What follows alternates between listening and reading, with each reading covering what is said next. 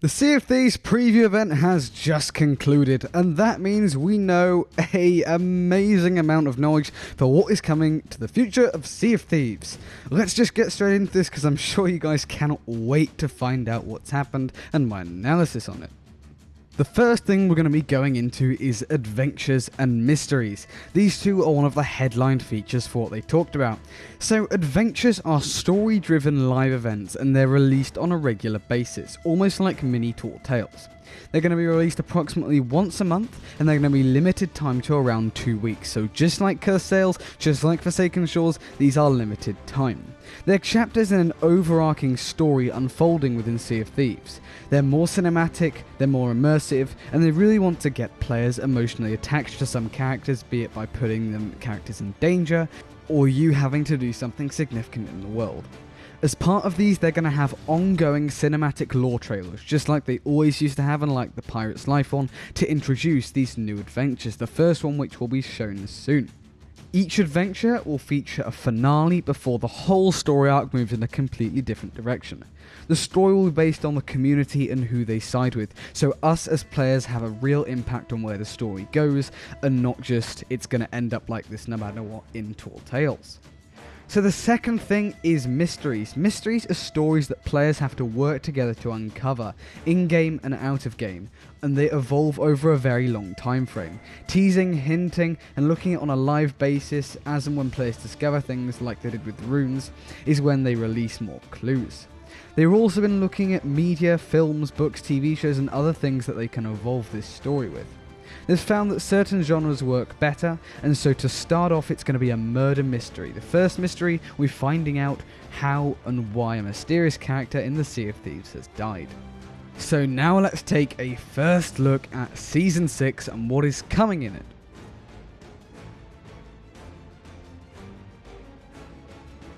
So the first primary feature for Season 6 is something which I am so excited about.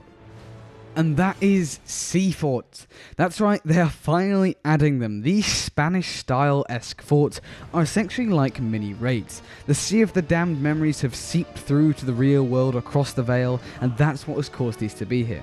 There are multiple different types of these, such as in the Ancient Isles, they're overgrown and abandoned forts. In the Wilds, they're very prison-themed. And in the Ancient Isles, they're strong, sturdy, still being used Spanish forts.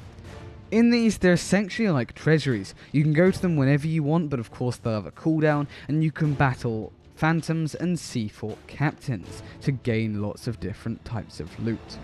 There's also lots of open areas and lots of different choke points, because they want to make use of the environment for you to have the upper edge. Lots of places will also seep you through into other areas of the sea fort, sort of like the Breadstone technique. And the reason why these forts are popping up from the Sea of the Damned and the Sea of Thieves will be explained by an overarching story. Overall, these seem like a really cool addition, and I cannot wait to play them when they come out in Sea of Thieves Season 6. For now though, let's take a look at the other major piece of content that's also coming with it. Now sadly they haven't said too much or released too much pieces of footage on this, but we can now say that Sea of Thieves Season 6 will contain a Pirate Legend exclusive update, with a new voyage exclusively for Pirate Legends tying into the existing storyline, journeying into shipwreck graveyards, haunted islands, and other means of amazing new pieces of content, which I'm really looking forward to. I cannot wait to see what the storyline of this is, but it looks like they're all linking everything together. Flamehut's coming back, the Pirate Lord is getting involved, and he's very nervous and he's very scared about what's going on. It's just really bringing the world's story to life, because for the past couple of years it's been very lackluster. Now in terms of a roadmap for Sea of Thieves, we finally got one for 2022. This screenshot here shows what all the seasons, what they've released and what everything's going to happen. So starting with Season 6, we have Sea Forts and the Pirate Legend content. 3 new adventures across the 3 different months, a mystery will begin, the monthly Pirate Emporium content Plunder Pass, and of course a community day. When Season 7 launches, we'll have new way to progress and progress. This is in June 2022, and this really intrigues me because it's not something that I really thought we actually needed. Again, we're getting 3 new adventures like in every season across the 3 new months. The mystery will continue from Season 6 and the other monthly things. Season 8 drops and we get expanded roleplay and quest types. This is really interesting because does this mean we might be getting a new ship? Could that hint to that? Especially with the ship emoji there. Expanded roleplay, I mean, I don't know if that's again something we really need, but again that could mean captaincy and quest types. Again, not something that struck me as we really needed, so, you know, that's sort of debatable. And then Season 9, all the way launching in December 22, new social options for crews.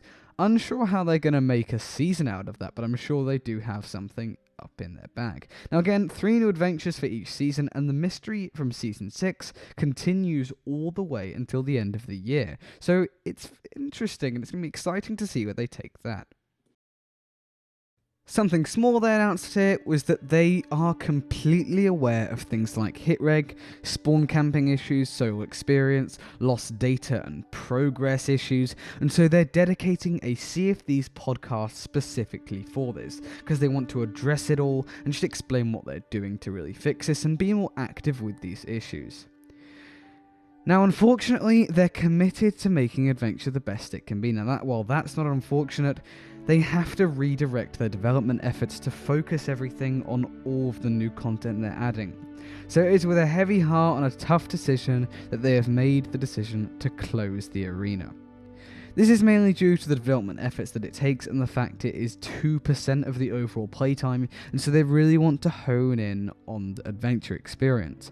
I don't know what will happen to the Sea Dogs trading company, I hope it gets repurposed, but they just want to say and thank the incredibly passionate arena community. It's really sad that we have to see this go, but overall it's going to be better for the health of the game.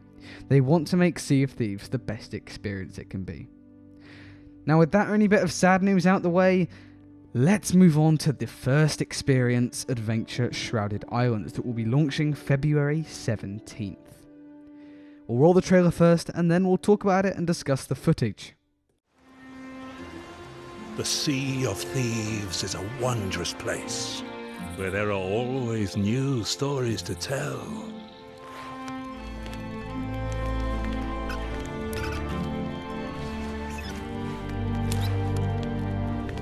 But like the turning of the tide, all of that could change. I can feel it in my bones. Evil is stirring. The Sea of Thieves is once again under threat.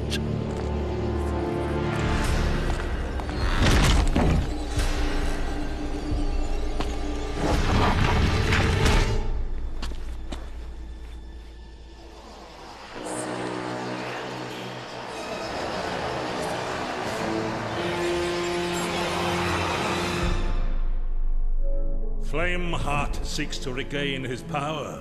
We must do all that we can to weather this storm. Only together can we protect what we all hold dear. Are you done?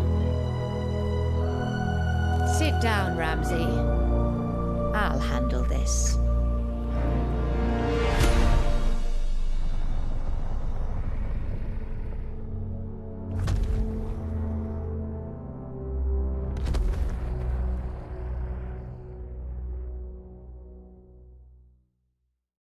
So then, there is a lot to talk about with that. The first adventure, Shrouded Islands, is coming in on February 17th. A mysterious fog has rolled in and you'll hear Lorena beckoning you to her as part of this new immersion into Sea of Thieves. In these new Tall Tales style live event quests that only happen once a month and only last for 2 weeks, remember, you'll be tasked with exploring the abandoned Golden Sands and learning more about what happened to this once beautiful outpost. Flameheart has ominously retreated and is nowhere to be seen as spectral activity increases across the Sea of Thieves. The inhabitants of Golden Sands Outpost are missing, and there's a clear evidence that a battle has taken place and that the inhabitants did not win. The fog has settled and you can see that everyone tried to defend themselves, hence the song we got in December, Call of the Bells, talking about our final stand on Golden Sand. As you learn more about what happened here, or so we can presume, you'll see that this place is truly destroyed, and wondering what happened, you'll be tasked with exploring multiple islands that are also engulfed in this mysterious new fog. This fog is not like anything we normally see in the Sea of Thieves, as it's clearly got magical properties. You'll also encounter a new phantom captain called the Soulflame Captain. This enemy really excites me, and new types of phantoms I knew were bound to come in after they just released the default phantom. It seems so much is happening to do with the Sea of the Damned in this update, almost as Season 4 was their Sunken Kingdom update, and this Season 5 is their Phantom update.